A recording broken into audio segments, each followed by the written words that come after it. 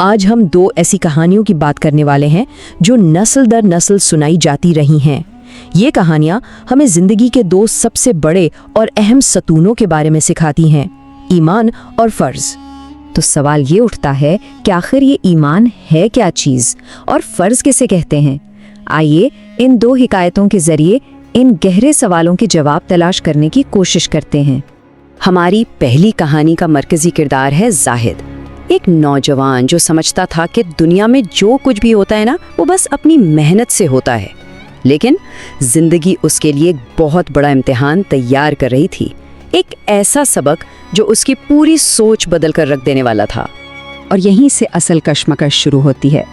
زاہد کے والد ناصر صاحب ہمیشہ ایک بات کہتے تھے، بیٹا اصل راز اللہ کی رضا میں ہے، اس پر بھروسہ رکھو۔ ان کا ماننا تھا کہ دکان تو بس ایک ذریعہ ہے، رزق تو اللہ دیتا ہے۔ لیکن زاہد کا ذہن یہ ماننے کو تیار نہیں تھا۔ وہ سوچتا تھا بھائی محنت میں کروں، ایمانداری میں دکھاؤں، تو پھر یہ بھروسے والی بات کہاں سے آ گئی؟ پھر وقت گزرا اور والد کا سایہ سر سے اٹھ گیا۔ زاہد اکیلا رہ گیا۔ زندگی چل تو رہی تھی لیکن ظاہر ہے مشکل تھی۔ کچھ عرصے بعد اسے کام کے سلسلے میں ایک دوسرے شہر کا سفر کرنا پڑا، اور یہ پہلا موقع تھا کہ وہ اپنے والد کے بغیر اتنے لمبے سفر پر نکلا تھا۔ اسے کیا پتا تھا کہ یہ سفر اس کی زندگی بدلنے والا ہے۔ تو بس سفر شروع ہوا۔ زاہد اپنے گھوڑے پر سوار شہر کی طرف چل پڑا، لیکن قسمت کو کچھ اور ہی منظور تھا۔ راستہ بھٹک گیا اور دیکھتے ہی دیکھتے وہ ایک بہت بڑے بے رحم صحرا کے بیچوں بیچ پہنچ گیا۔ اب سوچیں ذرا، شام ہو رہی ہے، امید ختم ہوتی جا رہی ہے، کھانا پانی سب کچھ ختم، پیاس ایسی کہ حلق میں کانٹے چبھ رہے ہیں۔ اسے لگا کہ بس اب موت یقینی ہے، اور ٹھیک اسی لمحے اسے اپنے والد کی بات یاد آئی، اللہ پر یقین رکھو۔ یہ الفاظ اس کے کانوں میں گونجے اور اس نے بے اختیار آسمان کی طرف ہاتھ اٹھا دیے۔ اور پھر ایک عجیب واقعہ پیش آیا۔ اچانک اس کا گھوڑا بھڑکا اور اندھیرے میں بھاگ کھڑا ہوا۔ زاہد کے تو ہوش اڑ گئے۔ اسے لگا کہ لو ایک اور مصیبت، لیکن اسے کیا معلوم تھا کہ جسے وہ مصیبت سمجھ رہا ہے وہی اس کی نجات کا پہلا قدم تھا۔ وہ فوراً اس کے پیچھے دوڑا۔ گھوڑے کا پیچھا کرتے کرتے وہ ایک ایسی جگہ پہنچا جہاں اسے دور ایک ٹمٹماتی ہوئی روشنی نظر آئی۔ ایک امید جاگی۔ وہ اس طرف بڑھا تو دیکھا کہ ایک پوری کی پوری بستی ہے، لیکن عجیب بات یہ تھی کہ سب گھر ویران تھے، تالے لگے ہوئے تھے، سوائے ایک گھر کے جہاں سے روشنی آ رہی تھی۔ اور وہاں اسے ایک شخص ملا جو معذور تھا، اس کے دونوں پاؤں نہیں تھے۔ اس معذور شخص نے زاہد کو پانی لانے کا کہا۔ زاہد بڑی محنت سے مٹکا بھر کر لا رہا تھا کہ اس کا پاؤں پھسلا اور مٹکا ہاتھ سے چھوٹ کر ٹوٹ گیا۔ سارا پانی بہہ گیا۔ مایوس ہو کر جب اس نے واپس آ کر یہ بتایا تو وہ شخص مسکرایا۔ اس نے غصہ نہیں کیا، بس آسمان کی طرف دیکھا اور دعا کی، اور پھر دروازے پر دستک ہوئی۔ باہر ایک بزرگ کھانا اور پانی لے کر کھڑے تھے۔ زاہد تو یہ دیکھ کر دنگ رہ گیا۔ اس نے پوچھا، آپ کو اتنا یقین کیسے تھا؟ تو اس شخص نے جو جواب دیا اس نے زاہد کی دنیا ہی بدل دی۔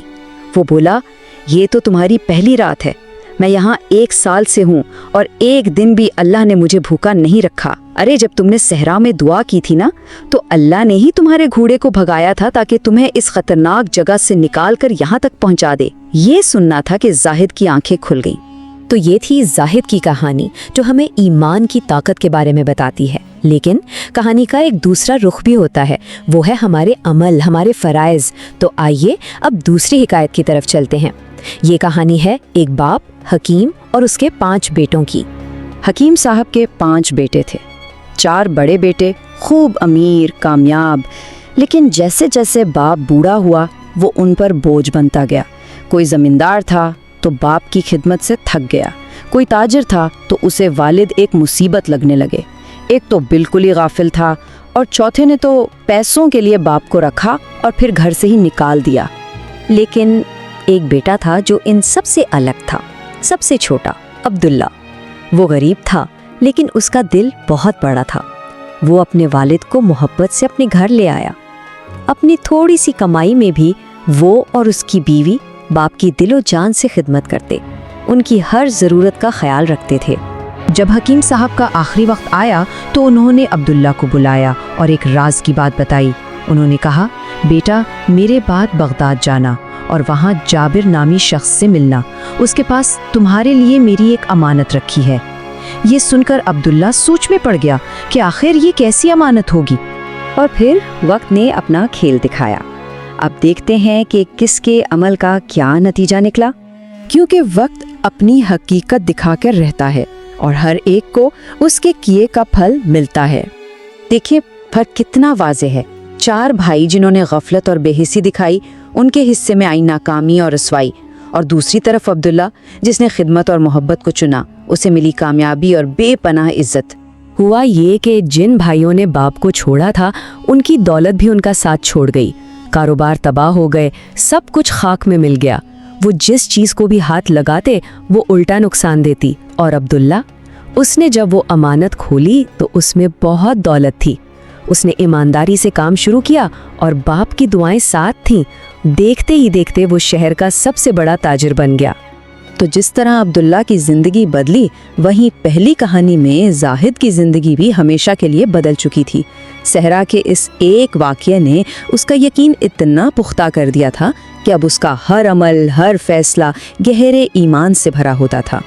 تو ان دونوں کہانیوں کو ساتھ ملا کر دیکھیں تو ہمیں کیا سبق ملتا ہے؟ آئیے ذرا اس کے نچوڑ کر بات کرتے ہیں۔ بات بہت سیدھی ہے۔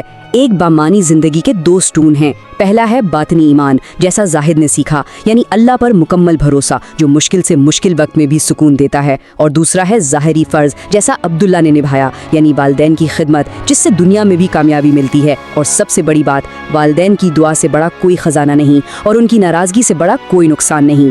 تو آخر میں ایک سوال کہ جب زندگی میں مشکلیں آتی ہیں، آزمائشیں آتی ہیں، تو ہمارا سب سے بڑا سہارا کیا ہوتا ہے؟ ہماری اپنی قابلیت اور غرور، یا پھر اللہ پر گہرا ایمان اور اپنے فرائض کی ادائیگی؟ یہ کہانیاں ہمیں سوچنے پر مجبور کرتی ہیں کہ اصل طاقت کہاں چھپی ہے۔